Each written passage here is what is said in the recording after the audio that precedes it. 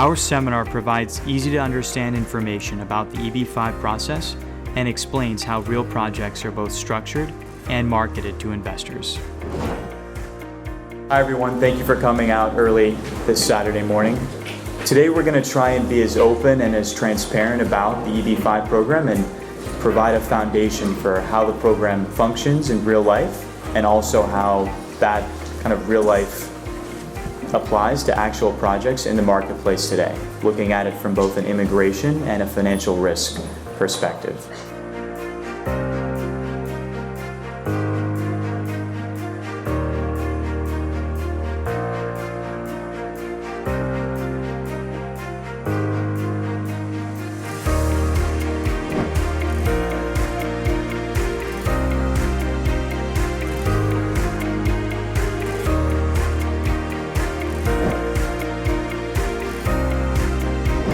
Let's say you're a developer and you're looking at 2 hotel sites. You want to do both of them right now. You've got enough cash to do one of them, and you're going to raise EB-5 for the gap on both so that you can do both. It's helpful if you start the first project, start bringing the EB-5 in, and sit on that extra cash until you know the EB-5 is there before you start that second project, to show that your balance sheet, if you needed to, you could fund the rest of that hotel if the EB-5 doesn't come in, even if you don't actually put that cash in. Once they've completed that conditional residence period, they file the second form, 829, which is a removal of conditions form, which is telling the government, hey, I've created the 10 jobs.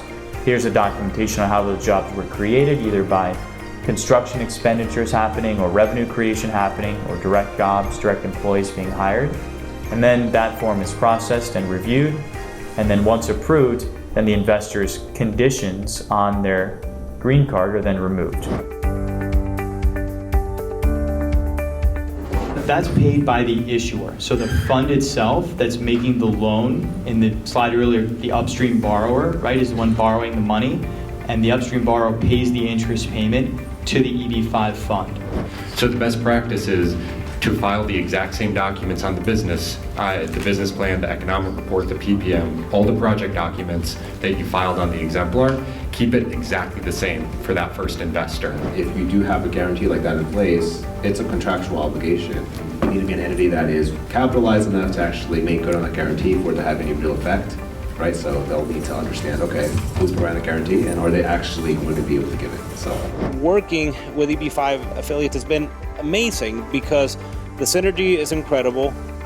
Very accessible for a company that does so much and does so much all over the country, that an attorney like me can have direct access to the managing partners and immediate replies, and always very smart. I will tell you that one of the other main reasons why we went with the company was that you're dealing with some very, very intelligent people. We talked to numerous attorneys, developers, all kinds of specialists in the field, but we came to the conclusion that Sam and his team were a one-stop shop, that they could provide all the services we need and coordinate them so we didn't have to try to coordinate between different providers.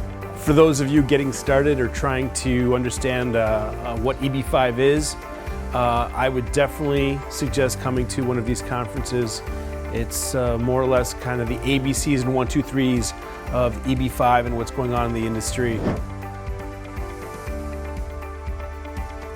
So we really appreciate if you took 5 minutes and just jot down a few offhand thoughts.